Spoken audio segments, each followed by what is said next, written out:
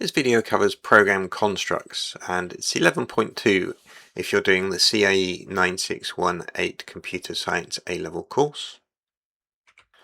There are three program constructs we use and we can build every algorithm with just these three control structures. They're sequence, selection and iteration. Now sequence is the default one. It will do this if nothing else is specified.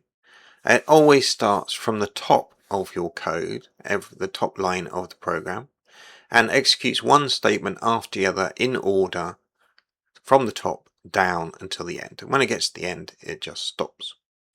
That's sequence program construct. Then selection will test some kind of condition. It could be a very simple or complex condition, but it tests a condition and then will choose which path to follow. It will either go one way or another.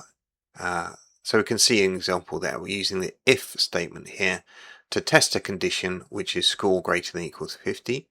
And if that's true, it goes one way, it does the output pass block of code. And if it's not true, it does the output fail block of code. So selection chooses which code is executed. And then we have iteration. Iteration repeats a block of statements. So we have various ways of doing iteration. We can use for loops, repeat and while loops.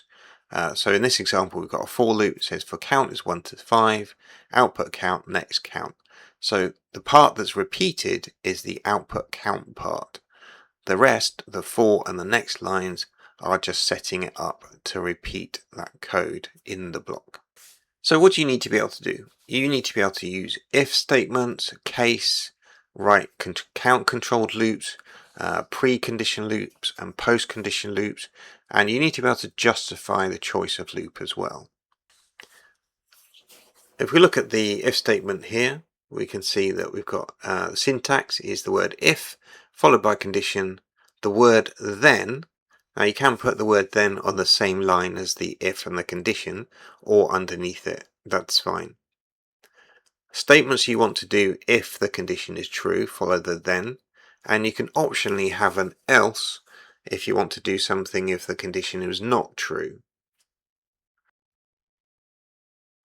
You always have an end if to close the block of if, so it's clear where the conditional code finishes. So in an example on the right, we can see that we've declared a variable called mark. We've assigned that mark a value of 42, and then we're saying if mark is greater than or equal to 50, then output pass, else output fail, reset needed.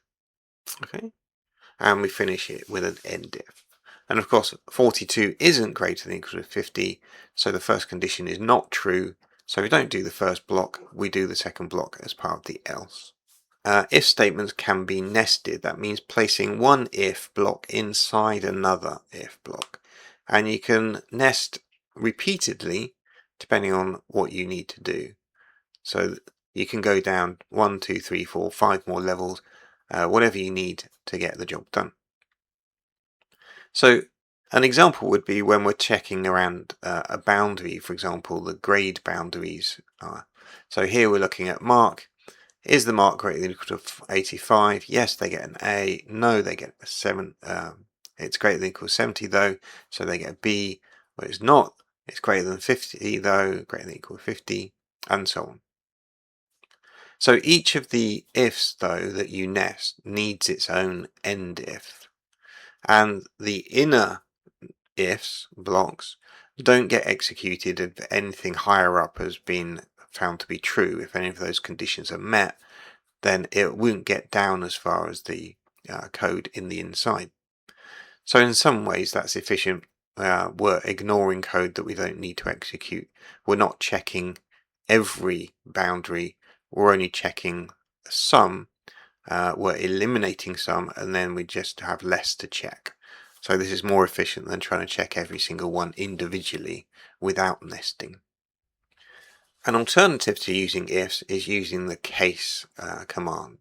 So case can test one identifier or Actually, it can do expression as well, because an expression will resolve to a single value. But case will test multiple different values of that single identifier. So we say case of, and the name of the identifier we're checking. We can only check one thing. If can check many different things, but case can only check one. So if it's the first value of that identifier, it will do the code that you say after that value. So we say the value, colon, and then the code that we want to do if that condition is true, i.e. if that value is the value of the identifier. So we can say as many values as we want, and we can say an otherwise, which is a catch-all. So in our example on the right hand side, we declare a variable called the day. We say day number, it's going to be 1, 2, 3, 4, 5, 6, 7. And we initially set day number to 6. We do the case. It says case of day number, so we're checking what value day number has. If day number has the value of 1, it will do the code listed after the 1. So we say output Monday. If it's 2, output Tuesday, and so on. If it's either 6 or 7, we output weekend. So you can do multiple values by separating them with commas. And then we have the otherwise. So if it isn't any of those values, it's not 1 through 7, it's something else like 10, then it will do the otherwise output invalid day. And we use the end case syntax to mark the end of the case block. So this can save you time writing out code. It's not actually more or less efficient in terms of program execution compared to if statements, but it just can be neater and easier to write if you've only got one thing that you need to test. Then we have count controlled loops. So a count controlled loop is normally implemented with a for loop. So that's what we use in pseudocode. For, and we say some identifier, some variable name, arrow, and then the start and the end values of the identifier. Then we put the statements we want to repeat inside that block, and we use the next and the name of the identifier we used in the for at the beginning as the end of the block to mark the end. So for example, on the right hand side there, we set up a total, we set up an integer called I, and we initialize total to 0. We then say for I is 1 to 10, so that means we want to count using I as a counter variable from 1 to 10. And we say each time we go through that code, total is total plus I. So at the beginning, total is 0. The first time we go into that loop, we say 0 plus 1, because I is set to 1 to begin with. And then the next time we go around, was I is 2. So we'll say 1 plus 2, and then 1 plus 2 plus 3 effectively, and so on until we've done all 10 iterations of that loop, and then we come out and output the total. It is possible to go up or down by more than 1, or if you want to go up by more than 1, you can use step with a positive number, and if you want to go down by 1 or any other number, you say step and a minus in front of the number, so you say a negative step value. It's worth noting that the loop counter I is automatically updated. You don't need to change it within the loop. The for loop does that for you, and if you do try and change it in the middle, you can get errors, you can get problems with your code producing the wrong result. So don't try and change the counter variable. You can use it, but don't change it. And then we have a condition control loop. The first one is post condition control loop. So that means that we're checking at the end of the loop. So we say repeat until, and then inside the block we put everything we want to repeat. And the condition is checked after the code runs, so that means we're always going to run that code at least once. And there's an example here on the right. So we declare password as a string, and then repeat until. So we're going to output a message to tell the user what to do. They're going to input a password, and then we check if the password is what we're expecting. So it means we always get at least one chance for them to put a value in, and we keep going until they get the value to match. And that's a condition control loop, and it can run indefinitely. So we have no idea when they're going to get the password correct. So we're using a condition to stop this rather than a counter loop, because we don't know how many times they're going to do it. And then we have a precondition loop, which means that the check is done at the beginning of the loop rather than at the end. And the way we do that in pseudocode is with a while statement. We say while some condition is true, do these statements. So it's while the condition and the word do. So it's very easy to forget the word do. Some languages don't use the do statement. This pseudocode does. And then we have end while at the end of the loop to mark the end of the loop block. So the code in this block may never get executed if that condition that we start with isn't true from the beginning. Then it will never do that loop. So sometimes you just have to make sure that you set the variables such that at least the first time it will go in if that's what you want. So in our example on the right, we're declaring a Boolean variable called end of file reached, or EOF reached, and we're setting that value, assigning a value based on the EOF function and looking at some file that we're using in the program. And that may happen straight away, so the file may be empty already, in which case we don't want to go into this loop because there's no point trying to read the file if it's empty. So in this case we're saying while not end of file reached, do, and then we do our block of code and then finish with an end while. So here's a summary of the loops we have available to us for iteration. We've got count control loop, the for next loop, post condition loop, the repeat until loop, and a precondition loop, the while end while loop. So we use for next loop when we know in advance how many repetitions there need to be. The counter's automatically tracked for us, we don't have to do that. And it will always run that many times. And the repeat until loop, we use it when you want the code to run at least once. The condition is tested after the loop, and the minimum number of times it will execute is 1. We then have a while end while, our precondition loop. We use this when sometimes you don't need to go into the loop at all, you don't need to execute that block at all. For example, when the file's already empty, there's no point going into that loop to read the file.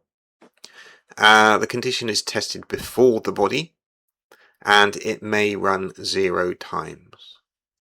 Okay, let's look at how we justify a choice of loop.